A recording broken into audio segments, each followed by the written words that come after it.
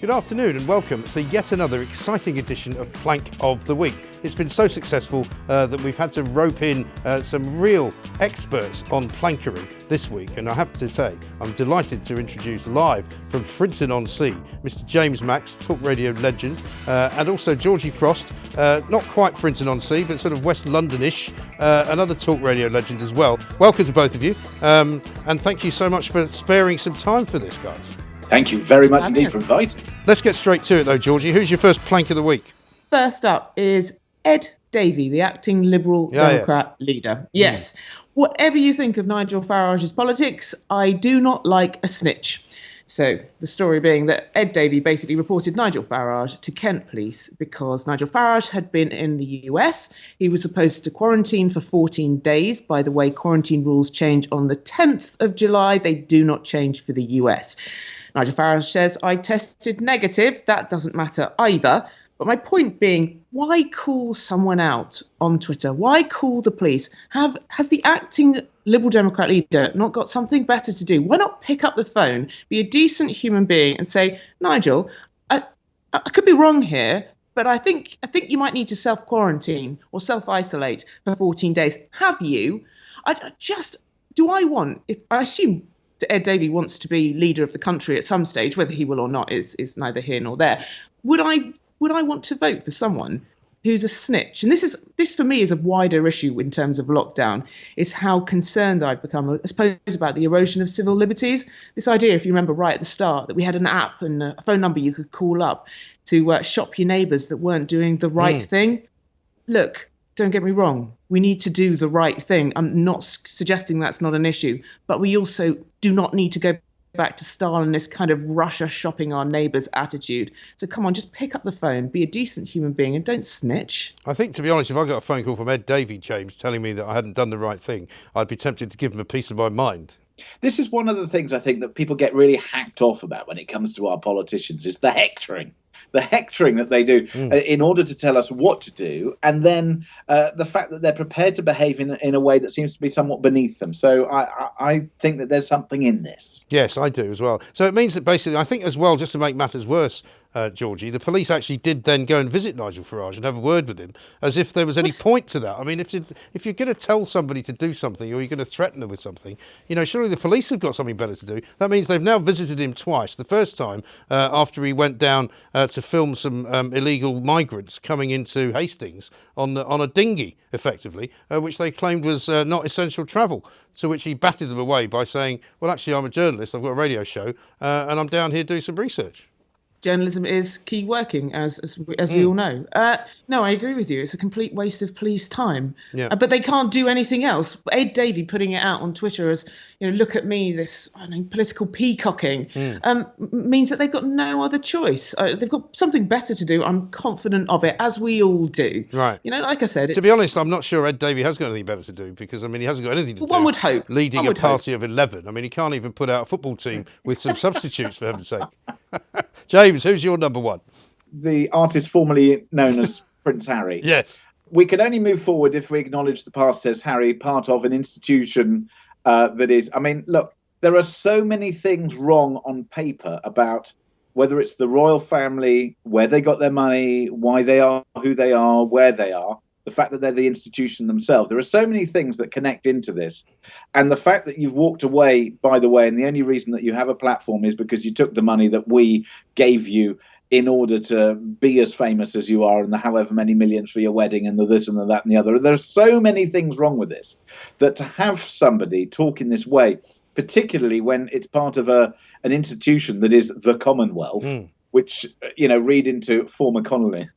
Well, the Commonwealth, I'm afraid, is also headed by his granny, who happens to be Queen Elizabeth II. And so the idea, and I'm pretty sure as well that he still has some titular connection with the Commonwealth. I think he's an officer still of something or other to do with the Commonwealth, Georgie. The hypocrisy coming out of these two on a daily basis now, who basically went away from Britain to get out of the spotlight, who seem to be releasing a video every single day. It's remarkable, isn't it?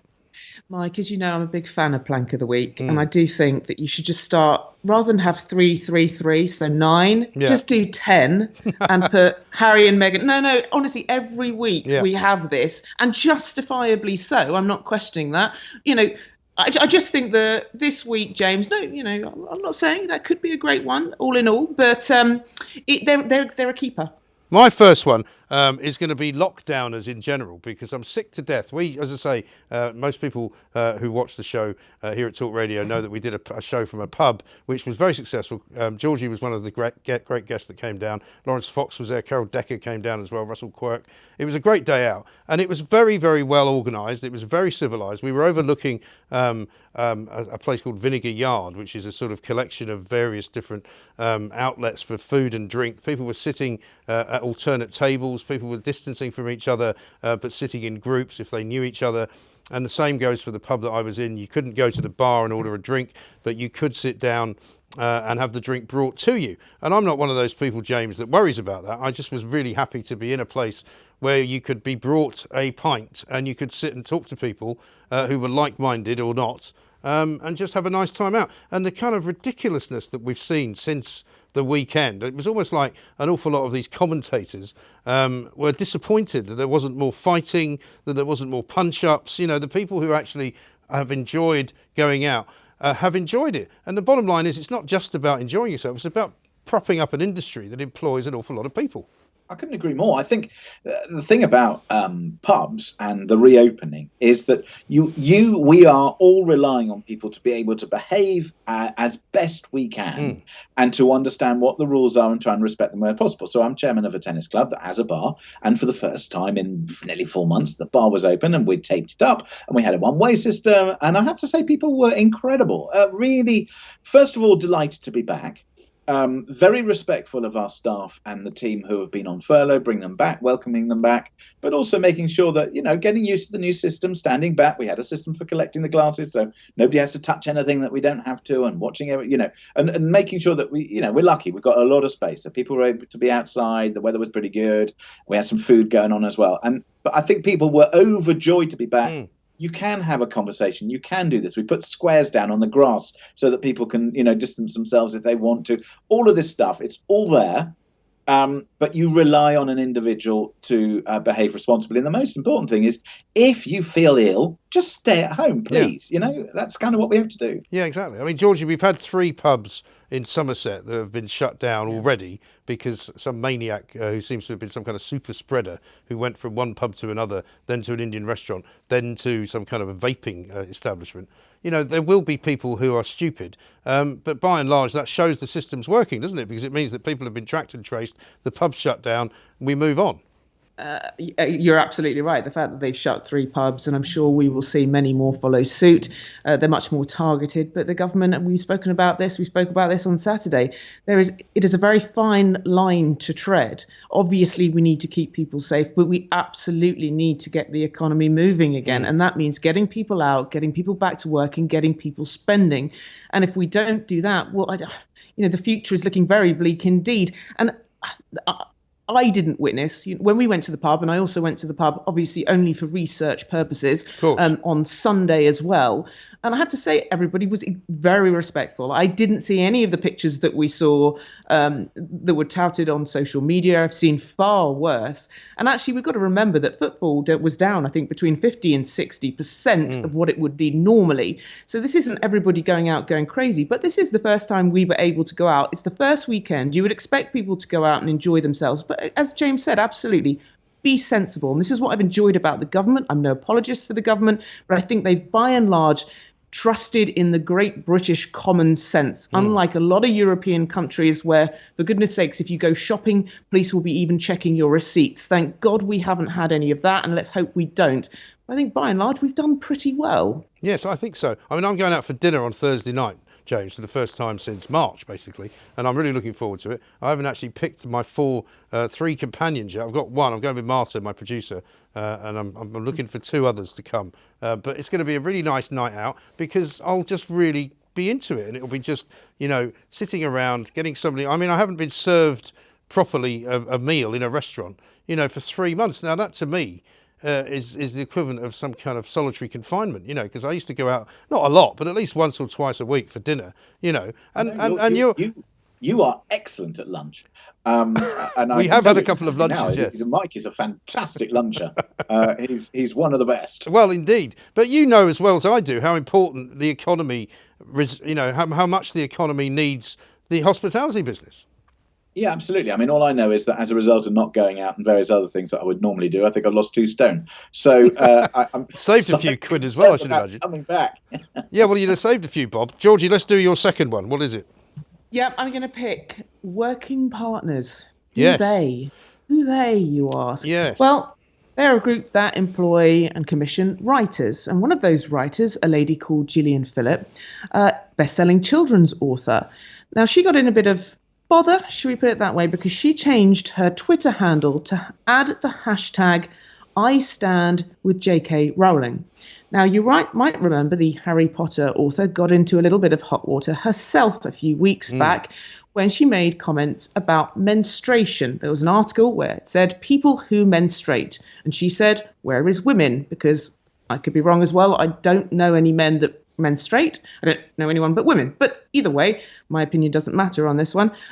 So anyway, Gillian Phillip was sacked from working partners. What happened is when she did this, she got absolutely hammered online by Twitter trolls. Some of the abuse to both women was incredibly, it was sexualized, targeted abuse from Twitter followers, people on Twitter. And in 24 hours, I believe it was, working partners came out and said she no longer works for us. What on earth happened to free speech? Why is anyone's free speech more important than anybody else's? Just to look at definition. Freedom of speech is the right to seek, receive, and impart information and ideas of all kinds by any means. It is not unqualified. Absolutely, it is not. But your right to speak is no greater than anybody else's. And I'm sorry, someone has lost their job for supporting something like this. What is with this cancel culture? I think it's absolutely unacceptable. And to come from someone that commissions writers is unbelievable. HarperCollins UK, who actually published the books that she writes, have distanced themselves saying, oh, we don't have a contract with her. We have a contract with working partners. Well, I'm sorry. Come out and support, because you are the bastions, authors, publishers, the bastions of free speech. And if we're having this sort of situation where she's being cancelled, her contract cancelled, I think it's disgusting. Yes, it's quite a strange situation, isn't it? Because it turns out that she writes for what I didn't know existed, which is a kind of collective of authors who write under a pseudonym. And the only reason I know this is because one of my kids reads these Beast Quest books, which are kind of, part of the school curriculum, because they're kind of fantasy, Harry Potter style books, actually. But what I didn't know was that they were written by about 15 different people. And their argument is that somehow she has brought this fictional individual into disrepute by having a view that they don't like, which, James, is just madness, isn't it? It is bonkers that we've now got ourselves into a position where if anybody expresses a view that is not, whether it's woke or otherwise, that gives them an excuse to get rid of you. It really is very, very peculiar, and it's actually quite chilling that for all the freedoms that people are saying that they want to have, and I don't care whether it's about Black Lives Matter or any of the other protest movements that people want to have, all of the things which are wrong, if you like, in our world about the people that we whether ostracize or have discriminated against, or for whatever reason have had issues relating to their lives, or have suffered some kind of discrimination. All of that has to go, and it goes if we as a society decide that we want it to go. What doesn't happen, though, is when you start to use the very bullying or other tactics that have been used elsewhere to hound people out because they have a view that perhaps is different from yours. That's very, very dangerous, and it's very, very unpleasant. Yes, and you'd have to ask the question, wouldn't you, Georgie, if she had had the opposite view, i.e. that she was against J.K. Rowling, I wonder if the same would have happened. No, I don't think it would have happened at all. She probably would have been given a promotion. No, because it's like British Bulldog. Do you remember that game when we were kids? Everybody moves with the crowd, and then someone changes, and then we all have to move again to what's supposed to be, I don't know if the woke is the right term, but it's populism gone mad. But on Twitter, how we can decide from Twitter, which, let's be honest, a fraction of, we have this view that Twitter is the world. It's not. A very small amount of people are very vocal on it, and actually very abusive, a lot of them. seem to be able to dictate policy, the news agenda, whether we employ authors. I just think it's absolutely ridiculous. Yeah, it's a very good choice for Plank of the Week, though, I have to say. James, what's your number 2?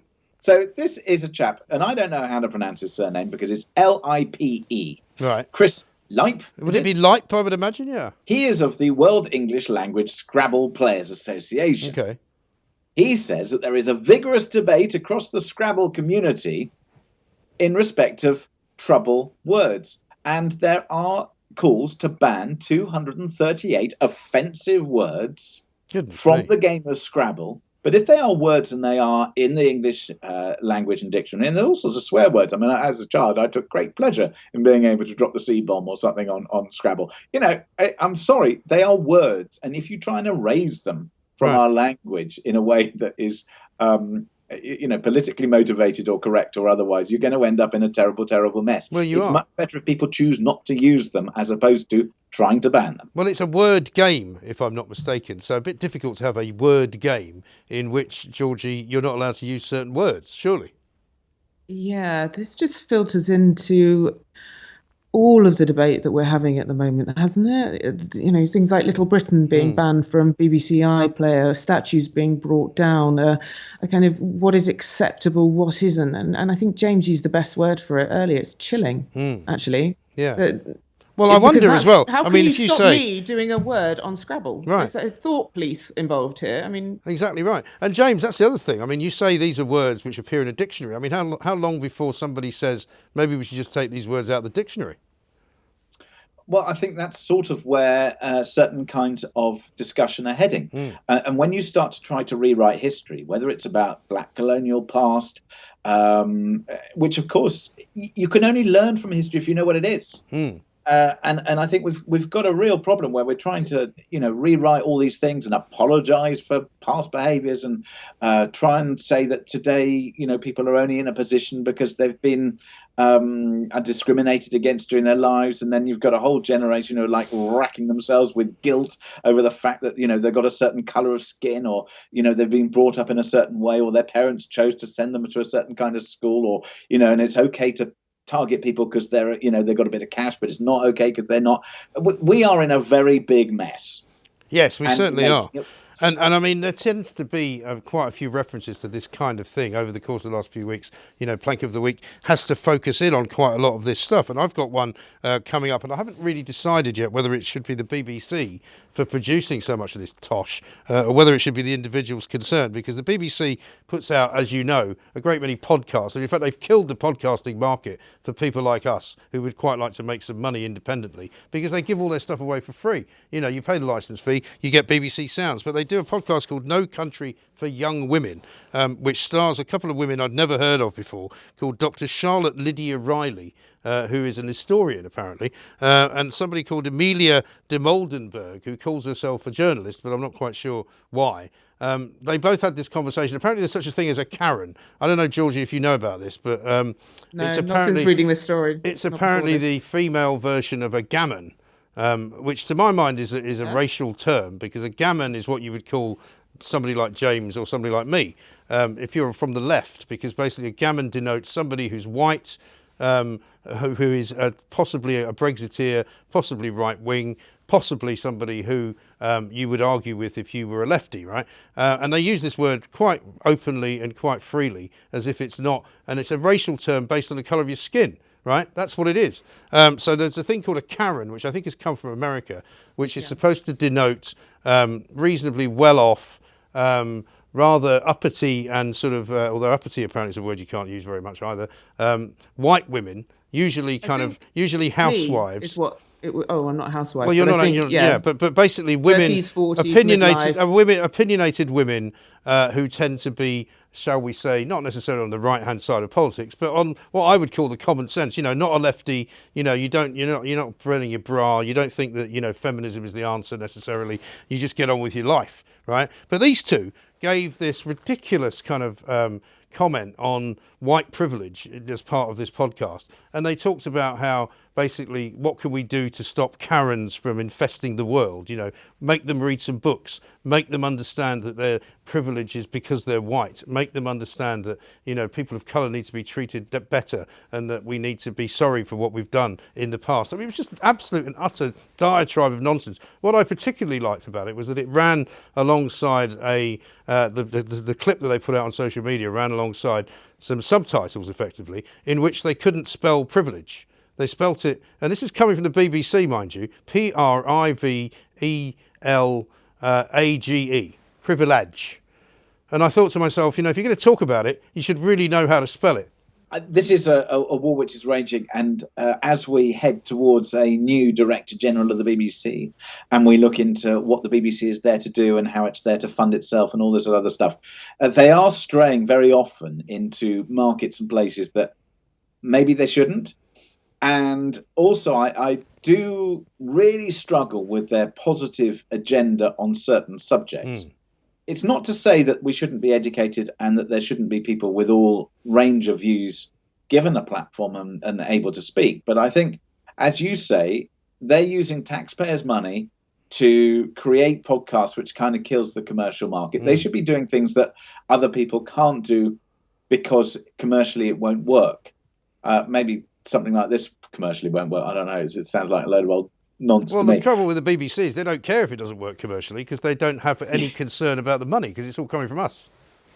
Well, quite. Their understanding of money and resources is something entirely different. I just think the BBC has to look again at its editorial policies and qualities. And I think also this discussion of Karens and all this sort of business is very concerning again, because this wringing of hands over, you know, whether it's white privilege or apologizing for who you are and what you are, and that somehow this is all going to make the world better, is a very, very peculiar thing. I understand, and I don't know about you, but if you've lived and grown up in London, you've seen a lot of prejudice, racial prejudice, but also sexual prejudice and LGBTQ discussion, and again, prejudice, all sorts of things which have been going on. And London is a very international and open-minded city, and I think we've learned a lot about how to treat people better. And guess what? We've all got to do more. We've all got to, you know, I think as one of the songs in Avenue Q says, everybody's a little bit racist because somebody who isn't you, they're not you. They don't speak like you. They don't sound like you. They don't look like you. You don't find them attractive or whatever it is. There are all sorts of things, all sorts of reasons. We're not going to solve it by having wringing of hands and this constantly apologising, which seems to be the other thing, Georgie, that we've reached the sort of the zenith of, isn't it? It's like we have to keep apologising for stuff that, like, I mean, Prince, going back to Harry and Meghan, they were apologising on my behalf the other day because they said it wasn't only their generation of people, but it was other previous generations of people, which presumably includes me. Now, I'm not asking him to apologise on my behalf. I'd rather he didn't. I described him as having become the Lily Allen of the royal family. It seems like a kind of collective race to the bottom. Who's got the worst story? Who can garner the most sympathy? Why don't we try and aim at raising each other up together? Yes. Wouldn't that be a nice way, rather than seeing who can go the furthest down? I have a couple of issues with this plank of the week. I mean, you're talking about the BBC. I agree with James. I do think, you know, venturing into areas where really perhaps they shouldn't. I don't like I do agree with the fact that I think we need to do more in many areas of getting greater representation on air, absolutely representing all sectors of our society. Completely agree with that. But I don't know why it's sort of picking and choosing, why you have certain targets for one group and yet you don't for the other. And I'm thinking here particularly disabled people have fallen a little bit by the wayside in terms of the BBC. But the issue with Karens, it's this, I hate the idea of having a sort of psychological theory. And I think this is what falls under a psychological theory. Things like behavioral economics or privilege or anything like that, or bias, unconscious bias, is you can't escape from it. There's no out. I can't prove anything to the contrary. I did civil rights and slavery at university, but I still obviously have white privilege because I am white and privileged. I can't get away from that. So I can't read any more books. I've read most of them. So what do I do? Nothing. I can't do anything. I'm stuck. I'm just stuck in this position, and I hate that. Right. And apparently I'm a Karen, and I really hate the name Karen. Yes, well, I totally sympathise with all of that. And also, surely it's rather discriminatory, is it not, to lump everybody into one particular group and say that they're all the same and therefore you have to treat them accordingly. That to me is the very definition of discrimination. And these idiotic women are trying to point out that that's what's wrong with society by kind of endorsing it. It's just very, very bizarre indeed. Discriminatory, and it's just hypocritical. Exactly right. Let's get your third nominee. Right, my third nominee is quite a broad church here, actually. I don't know if you read the Sunday Times report into Boohoo, the fast fashion online outlet. It's been doing a roaring trade during lockdown. Yeah. To be fair, it was very successful before that. Values dropped more than $1.5 billion in 2 days. Third of the value of the company has been wiped off. And this is after news that came out regarding the working conditions in Leicester. So reports which they strenuously deny, and they are investigating, just to be clear on that, saying that they paid their staff £3.50 an hour. The minimum wage, by the way, at the moment is £8.72. And also they weren't given the proper coronavirus PPE equipment. They also own Nasty Gal and Pretty Little Thing. You might have seen them on the tube. I think I'm probably the wrong age group for that, but think about little dresses where they're so tight it's like wrapping a bandage round you. Yeah. Lots of fake tan and all that. The wider concern here is, I guess, a lot of the way that we're treating workers in places like Leicester, the garment factory there. But what was shocking is if you take a look at the photographs, and you say, where is this in the world? It is in our backyards, and it should be nowhere in the world. And so this is what I'm thinking about in terms of selective indignation. All of those people that are hammering J.K. Rowling, that are hammering everybody, it seems, on Twitter, these are the real criminals. The fast fashion industry and people that go and buy a dress for $4.99, and you know what I mean when fast fashion, it's just the churning. Every 2 weeks, the fashion changes. You buy a dress from Zara, Primark, whatever, Boohoo for $4.99. And I will say the thing I always say is, if you're paying under a £5 for a dress, there is someone somewhere in the world that is paying for it. And what we're finding out is that may be happening in Leicester, on our doorstep. Like I said, it shouldn't happen anywhere. But I'm thinking all of it. The use of cheap, toxic textile dyes. It's the most polluting of clean water globally after agriculture is fashion. The poor working conditions. Remember Rana Plaza, anybody? Yeah. We had this idea that it's all right. We can just take it to a charity shop. 1/10 of things that are taken to a charity shop are actually sold on.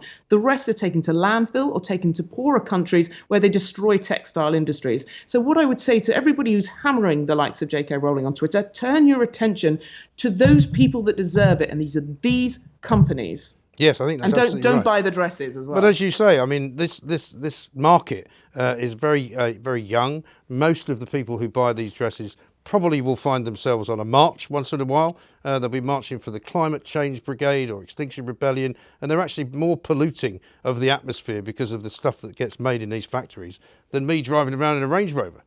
I couldn't agree more. I think we've got a real problem here of double, triple standards. And the double, triple standards are, on one hand, we're being asked to change our lives, and we're causing immense damage, by the way, by changing those lives in terms of whether it's calling out different companies or calling out different organizations. That having been said, I think we do expect the organizations with whom we shop to uphold certain standards, but we as consumers also need to make better choices. So, for example, people say, oh, Waitrose is a posh supermarket.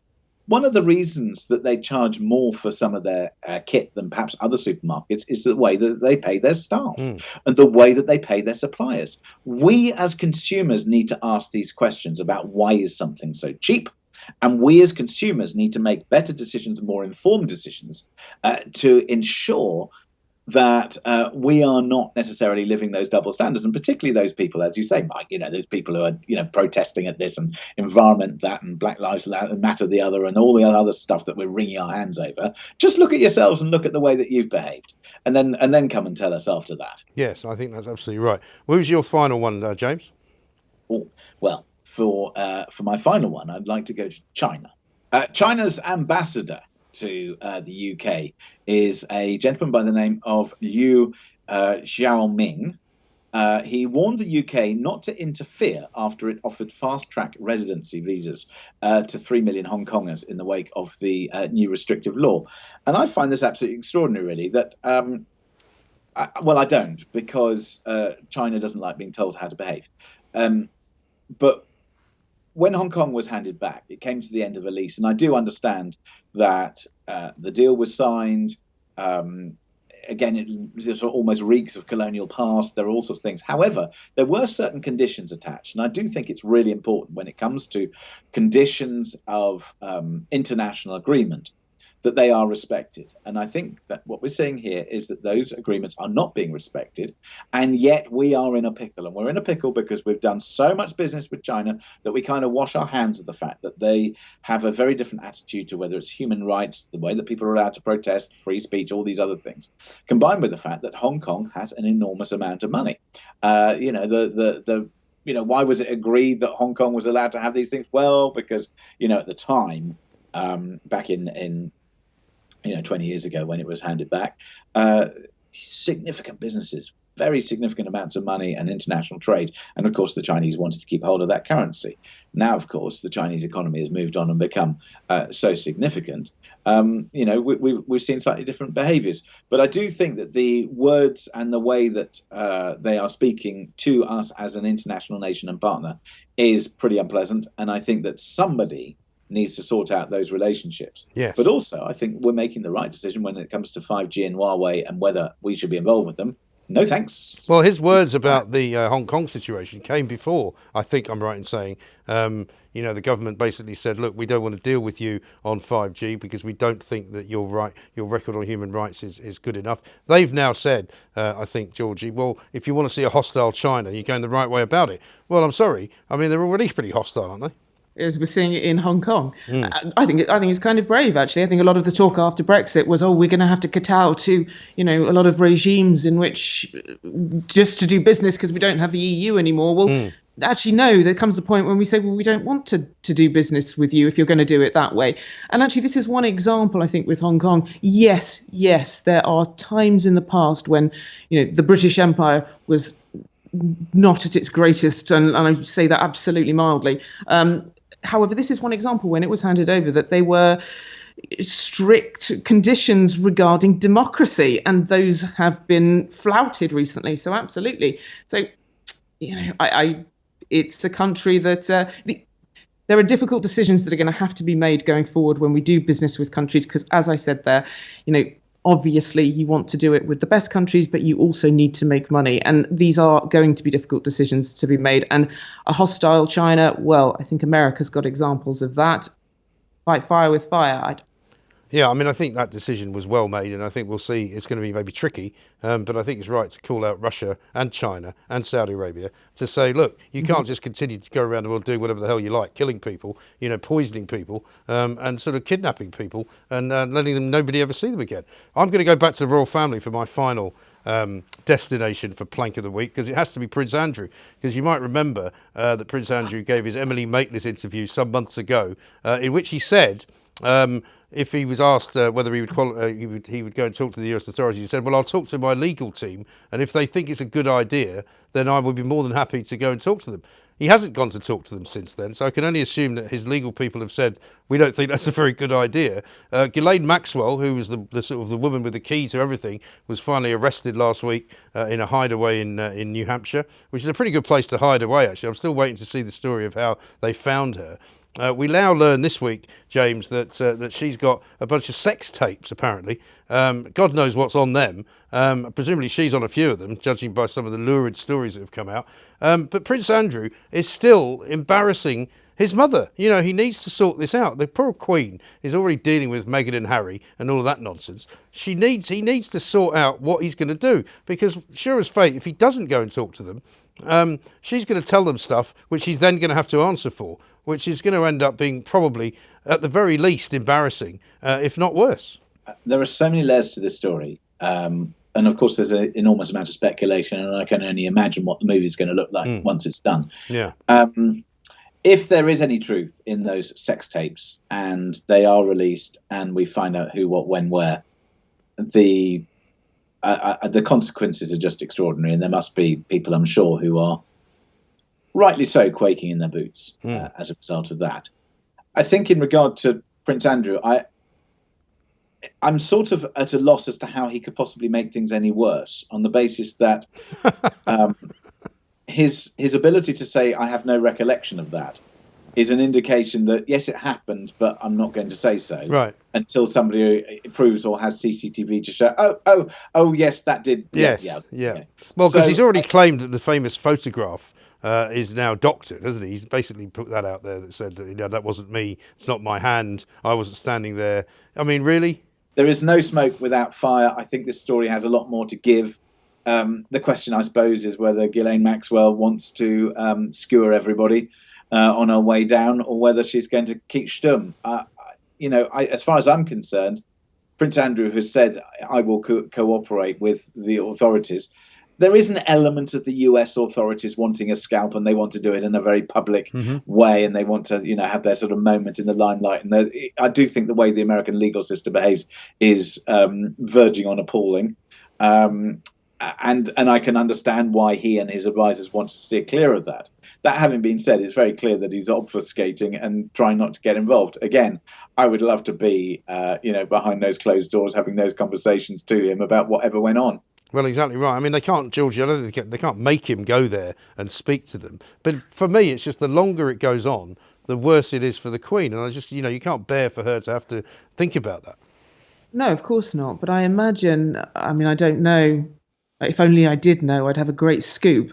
What's going on behind the scenes? And I imagine everything that he's doing is probably with the royal family's, not necessarily approval, but certainly their legal team behind him. I don't think he would be doing this alone.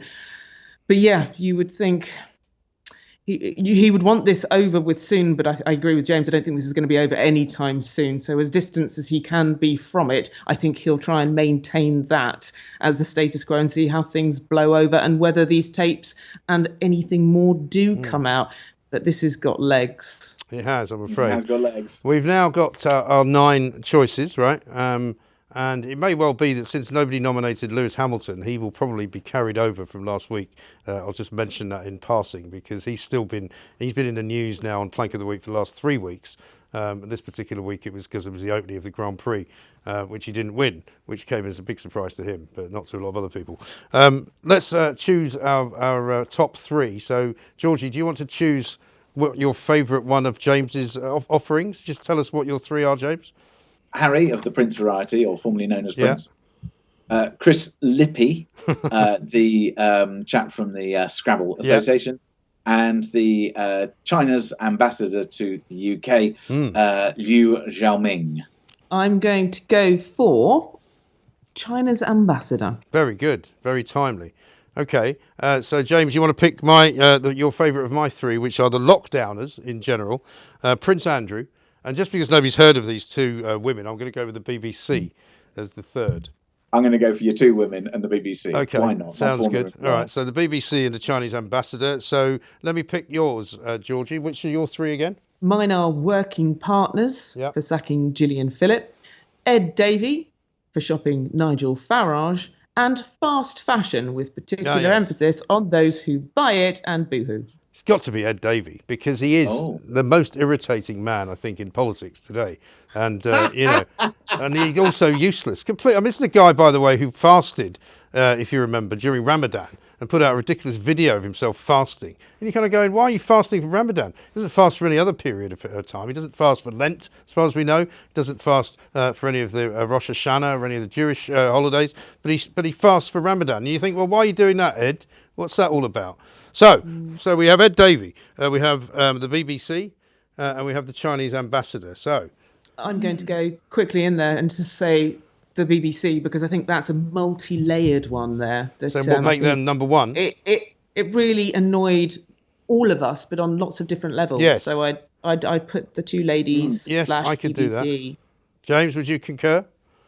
Yeah, I could concur with that. I think whilst I'm saddened that the Chinese ambassador to the UK thinks that it's appropriate to speak like this. It's more that I'm sad, and I'm sad for the Hong Kongers, and I'm annoyed and I'm frustrated that people think that that is the right way to govern a nation. I don't necessarily think it's plankery. Whereas the BBC, as Georgie says, on so many different levels, oh my God, plankery upon plankery. I mean, there's a veritable feast there. Well, it's a smorgasbord. It really is. I mean, they could do one a day for the BBC, but so that's good. So should we make the Chinese ambassador number 2 then? Yeah, I'd confidently say that. I think so. Yeah. I mean, because the great thing about the planks list is that you can be anything. Maya Touzi once nominated the entire Iranian government on Plank of the Week. So, you can have political sort of organisations. So then, third place, Ed Davey. Second place, Chinese ambassador to the UK. First place, the BBC. Congratulations to the BBC. Not for the first time, Planks of the Week. Thanks again to today's guests, Georgie Frost from The Times and Talk Radio, James Max from Talk Radio, of course. Don't forget to subscribe to our channel on YouTube. It's at Talk Radio, and you'll see everything that we make every single week. It's great.